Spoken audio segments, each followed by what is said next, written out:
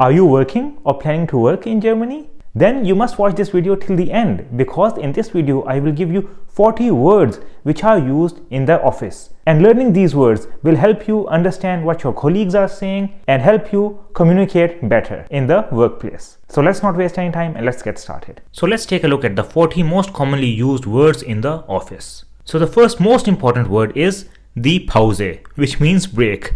So everyone needs a break even before they start to work. So this is very important, the pause.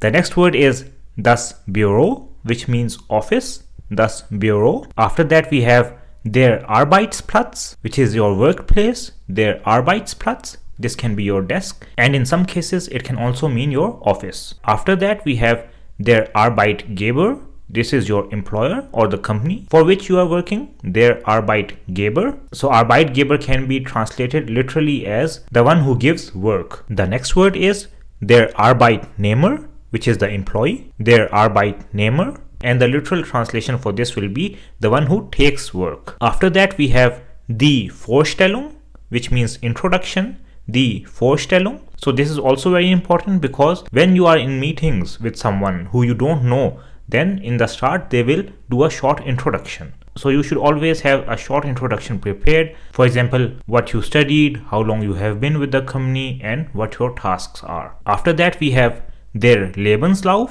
which means resume, der Lebenslauf. Then we have das Vorstellungsgespräch. This is an interview when you apply for a job, das Vorstellungsgespräch. And once you get the job, then you have the Probezeit. This is the probation period, the Probezeit. The next word is der Termin, which means appointment, der Termin. After that we have das Meeting, which means meeting. This is an English word which is also used in German, das Meeting. And a meeting usually takes place in their meeting room, which is the meeting room, their meeting room. Another word for meeting is die Besprechung, die Besprechung. And just like meeting room, we can say der Besprechungsraum, which is the meeting room, der Besprechungsraum. After that we have das Mittagessen, which is lunch, das Mittagessen, and this usually takes place between 11:30 and 1.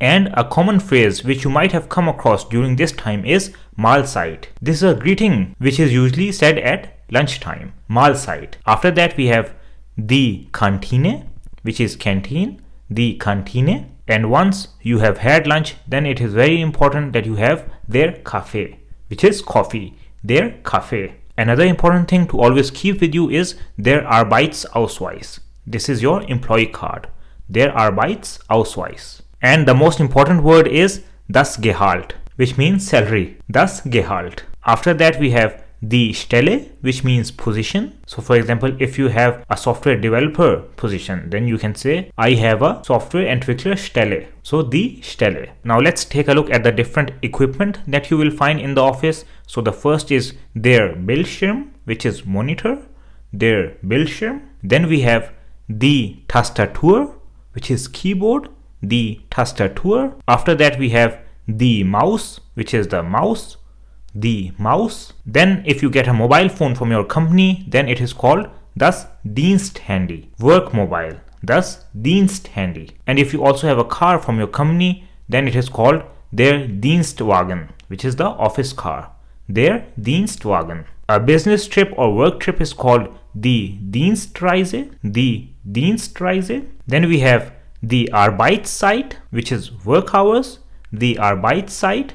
And normally the work hours in Germany are from 9 to 5. Then another very common phrase that you might hear at the end of meetings is frohes Schaffen, which means happy working, frohes Schaffen. This is usually said after a meeting that you have in the morning. Another common phrase that you hear is viel Erfolg, which means good luck, viel Erfolg.